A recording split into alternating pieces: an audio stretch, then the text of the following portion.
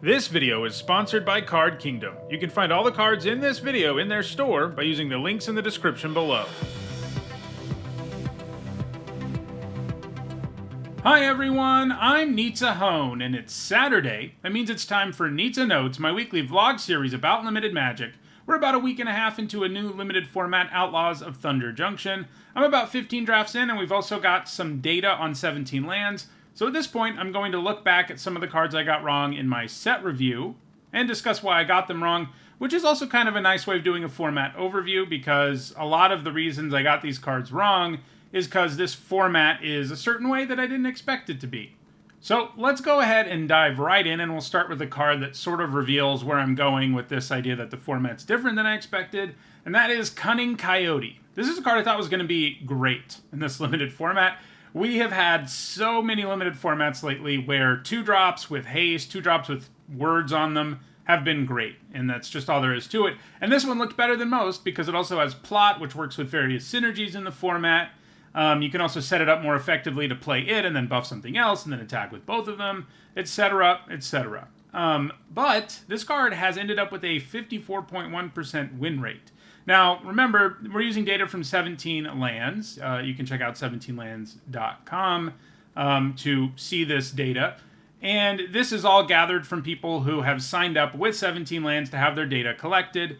As I always point out, these win rates are based on on players who are really involved and really want to make their game better, and their win rate is higher than the average win rate, which of course is 50%.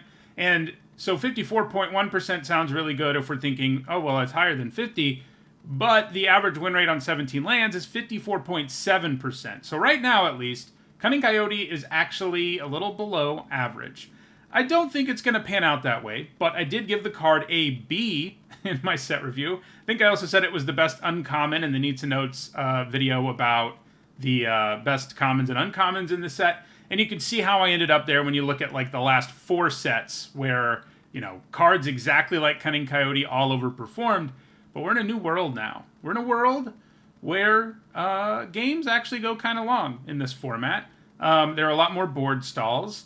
There is a lot more situations where the game goes late and you cast some huge spell.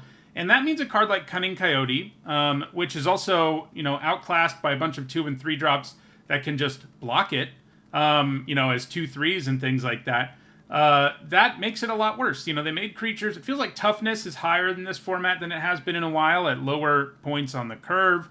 And they made it so, people are playing the desert tap lands on turn 1. There's a lot more you can do and benefit from by making the game go late than there is by trying to run your opponent over, because there are lots of ways to counteract getting run over. So I do think Cunning Coyote, in the end, will have a win rate higher than 54.1%. I think right now people are leaning pretty hard into these grindier decks, which is great.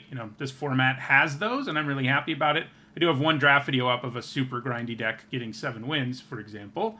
But it's definitely not a B. It's going to be at least a C, I think, in the end. And I wouldn't be surprised if it's at least a C+. But it is definitely not a B. 2 mana, 2/2s, and red with haste aren't as good in this set as they have been lately, which I think is a good thing overall. Similarly, another thing about this set that's good, that hasn't been super good in a while, is removal, even if it costs like 4 mana. A good example of this is Consuming Ashes. I give this a C+. That's a pretty good grade for like a common 4-mana removal spell. 4-mana removal spells lately have been kind of in not a great spot. I mean, even Murder hasn't been that good of late. This is because lots of creatures have into the battlefield abilities, lots of creatures have death triggers, lots of creatures are just cheap and efficient, so spending more mana to kill them isn't so good. But for the same reasons I just discussed with Cunning Coyote, where we have games going longer, we have people playing bigger creatures, slamming big old 5/4 tramplers and stuff like that in the later game. And a lot fewer of them have keywords and stuff. They're just big creatures, and maybe they have like a weak enter the battlefield ability, like, gain 3, which is fine, but it's not like, you don't feel terrible killing a creature that gained your opponent 3 life. That's not the kind of ETB where you're like, wow, I can't get ahead here. People are playing more expensive things, so you're finishing equal on mana when you spend 4 on a card like Consuming Ashes more often than not. And it has really performed like a premium removal spell in the format with its 58.5% win rate. I think this is probably another card that evens out a little bit, because right now that would indicate that it's like a B level card, and I still can't quite get there. Like, I never feel incredible when I cast Consuming Ashes. I feel like I'm getting a solid deal, but I never feel like I'm really doing something heinous either.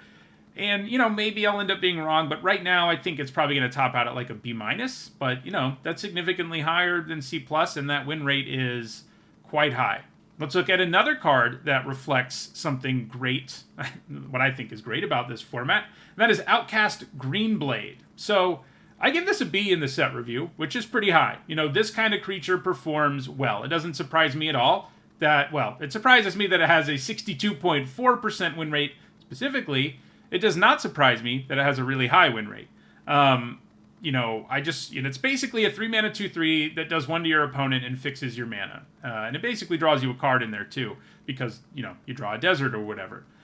This is a format where you really do, want to be grabbing lands that enter the battlefield tapped because they fix your mana. And then you have a bunch of cards that pay you off for deserts. Some are better than other, but like Desert Stew and Cack Tarantula have both been pretty good. And just having good mana means you can play off-color bombs and off-color premium removal and all that good stuff. And this is a format where you have the time to set these things up. And sometimes the Green Blade is just huge. I'd say in an ideal world, you have 3 deserts in most of your decks. Sometimes you can go harder on them, and sometimes maybe only pick up 1. But I've even had decks where I have 1 desert, and playing this is perfectly fine, just because it grabs you that desert, which usually fixes your mana.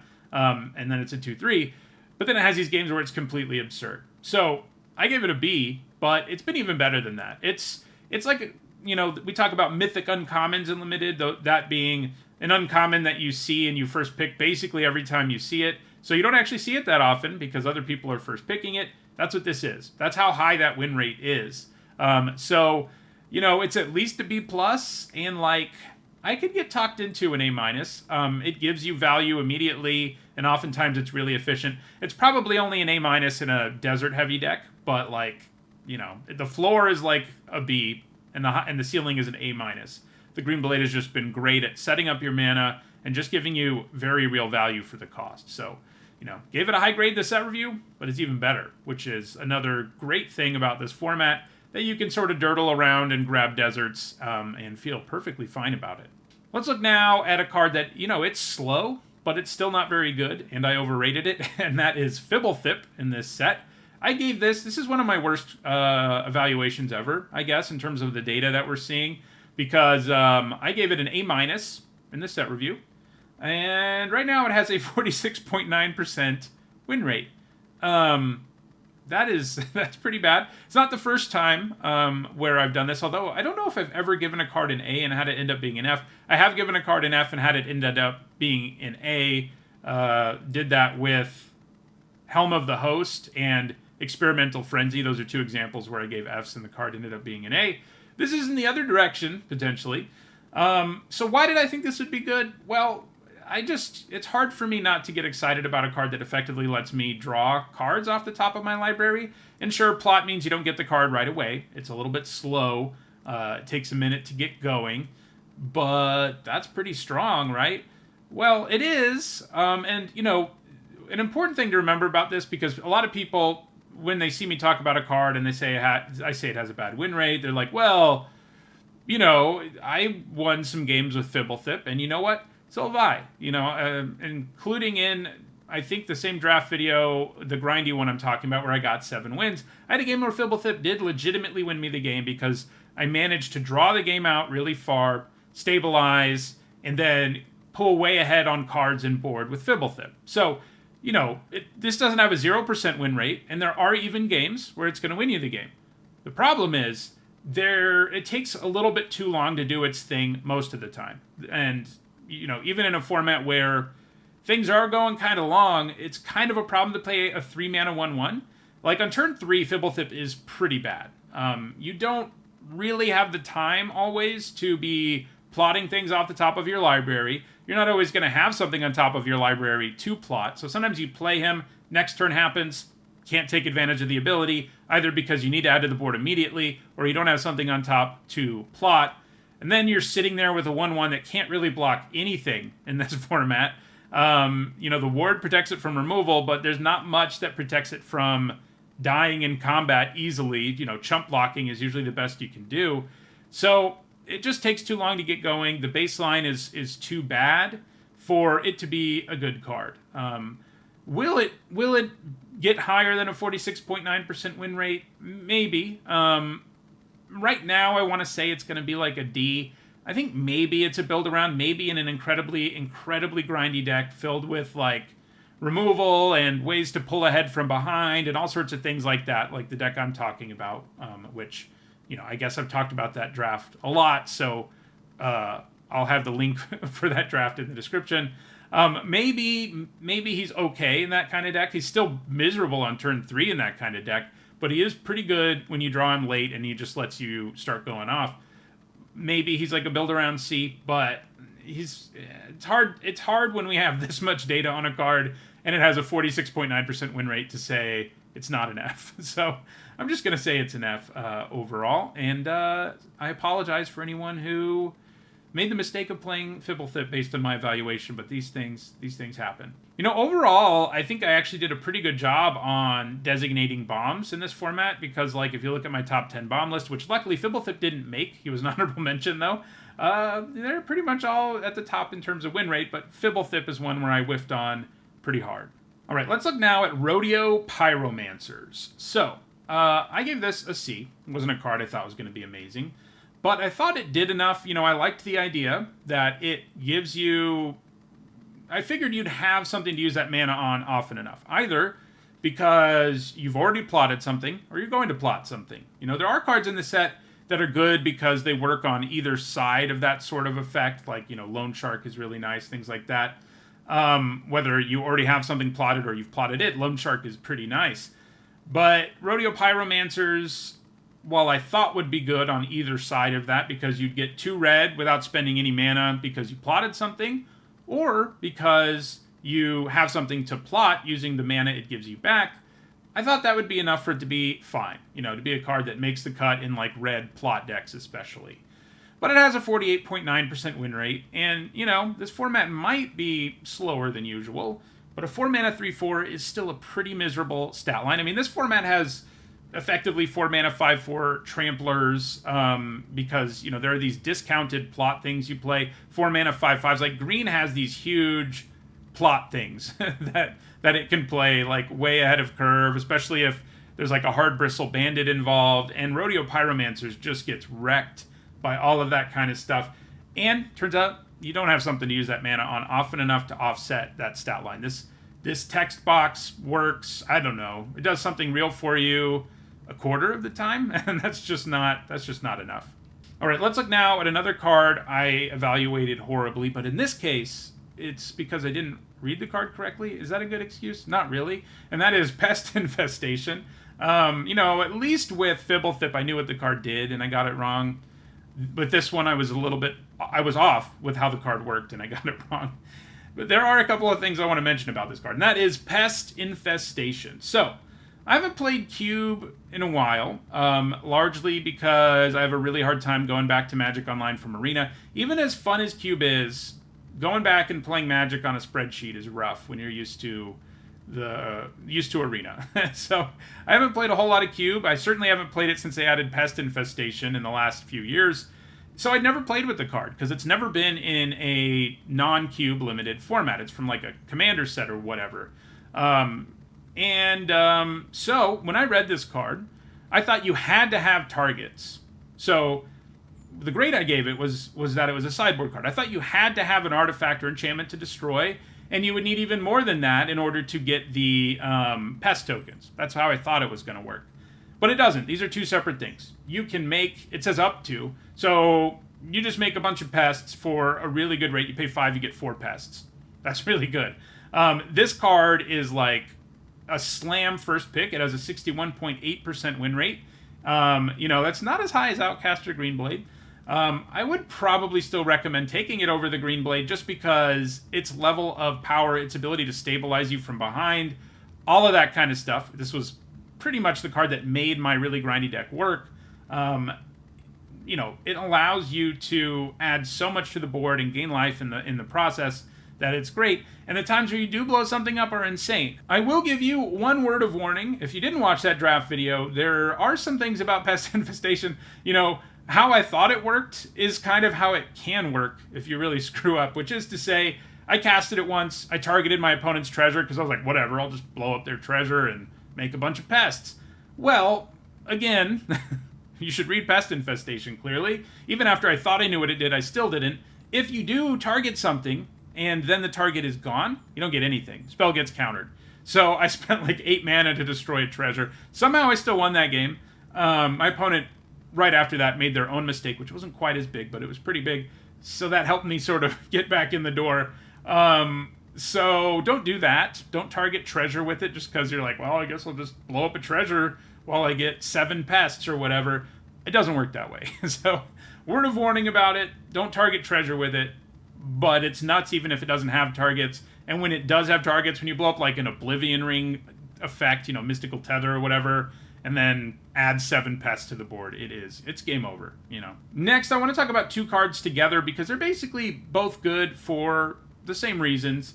And I gave them both C's. They were on the bonus sheet, and I was like, these are really powerful, but, limited these days. How often can you get there?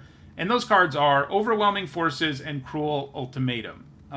These are both really good, which is, again, something I'm very happy about in this format. This format is exactly like in my wheelhouse in terms of you can actually do grindy things. And these 2 cards' win rates, which are Cruel Ultimatums is 59.8, and Overwhelming Forces is 66.3, has the second highest win rate in the whole set. These are both nuts. Like I said in the set review, Overwhelming Forces is probably just the strongest card in the whole set, like in a vacuum. And it turns out it's the second strongest, even outside of a vacuum. It's just the second highest win rate in the entire set, because you actually can get to 8 mana and cast it. And when you do, it's game over. There are occasions, it's not a May draw trigger, there are occasions where it can backfire. But more often than not, you win the turn you play it, because you just one-sided wrath, draw a bunch of cards, swing with your whole board. And you often have a developed board when you do this, and the game's just over. So normally you have enough cards left in your deck to not die, as indicated by that win rate. So you can get to 8 mana. You should be first picking this all the time. It is not a C, it's just an A+. Because getting to 8 in this format is very, very doable. So, yeah. Then there's Cruel Ultimatum. Not quite as high of a win rate. It is significantly harder to cast in terms of its colored mana requirements. But just like Overwhelming Forces, it basically wins you the game when you cast it because, takes a bunch of stuff away from your opponent, gives you a bunch of stuff, hard for your opponent to win. And the reason Cruel Ultimatum is easier to cast is because you have access to all of these deserts. There are colorless sources of fixing. I mean, the little Scarecrow has been fine. It's not that hard to get this kind of mana in play and then just cast the Ultimatum. You can just do it, and you should, I wouldn't advocate as often to just slam this on a first pick because with Overwhelming Forces, the chances of you playing black are pretty high. With Cruel Ultimatum, the chances of you having a good enough mana base to make it work are not as high. So, it's also not as good overall, even when you do cast it, I don't think. But it's still really good, and you should take it pretty highly. So, yeah. All right, next, let's look at a card. This one is kind of the biggest surprise to me. Like, I can sort of see how the other cards ended up where they did to some extent, even Fibble Thip. And obviously, it makes sense in this format that Overwhelming Forces and Cruel Ultimatum have been so much better. This one surprised me a little bit, and that is Ambush Gigapede. So, we saw a card a lot like this in Ikoria that was not very good. So, I wasn't super pumped about this card. Mostly, the 2 toughness is the biggest problem. And by the way, this card's not insane. It has a 56.3% win rate, but I give it a D+ in the set review. And it's certainly better than that. And it's because, well, partly, you actually get to 6 mana more often. But there's also a lot of big old creatures that you actually don't feel terrible about, spending 6 to flash it in and block in this format. And you can generate 2-for-1s that way reasonably often in this format. In Ikoria, it wasn't the fastest format ever, but getting to 6 and then actually being able to do something with the ETB and that 6/2 body it just didn't line up very often. In this format, it does. There's just a lot of situations. you know, again, there are a lot of board stalls or situations where people are attacking with multiple creatures in the later part of the game more often, and the Gigapede can sort of wreck that. So, like, having one of these in most of your black decks feels perfectly fine.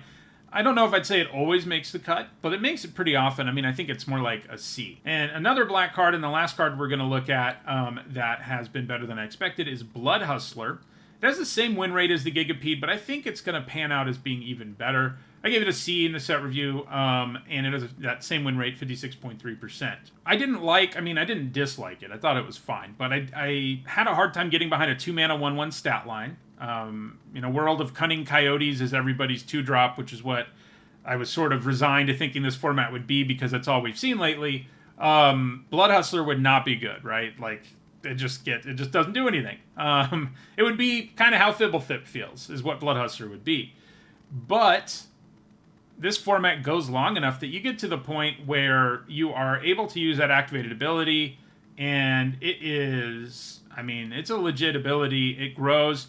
Committing crimes is super doable. I mean, I envisioned it being easy enough, but the one source of hesitation I had, because I mean, in the set review I said, you know, if you can get to the point where you can grow it, it is going to be pretty good, and if you get to the point where you can use the activated ability, that's a great mana sink, etc. Like, I said those things in the set review, and it just turns out you can do those things more quickly and more consistently than I thought, and playing a 2-mana 1/1 isn't nearly as much of a liability in this format. You can take a few hits, especially because the Hustler gets you back in the game, right? Because it gains you life and stuff later. And it's not that hard to grow it early either. You know, cast a removal spell on your opponent's 2-drop, it becomes a 2/2, attack with your 2/2. Like, that's a pretty common course of action in the format. So, yeah, you know, this format overall, I'm the happiest about it, about 15 drafts in, as I have been about any format of late.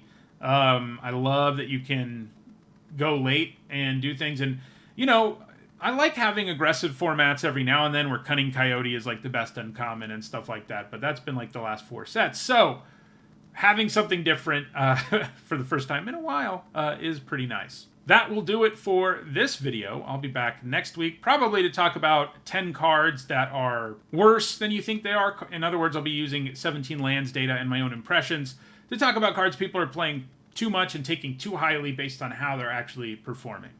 That'll do it for this video. Thanks for watching. If you want to make sure you catch future videos, don't forget to subscribe. If you want to watch that draft video I talked about like 10 times in this video, a link to it should be in the description. Thanks for watching.